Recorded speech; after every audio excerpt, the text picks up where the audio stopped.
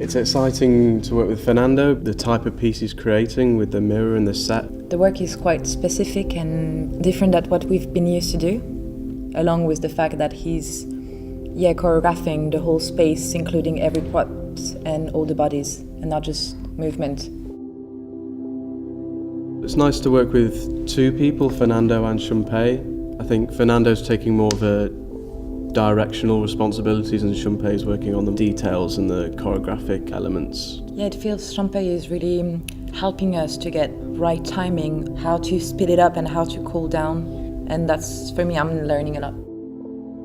So now we're actually in week 3 of the creation. I would say that the first 3 days we worked a lot with audiobooks to build material, 2 persons facing each other at a table.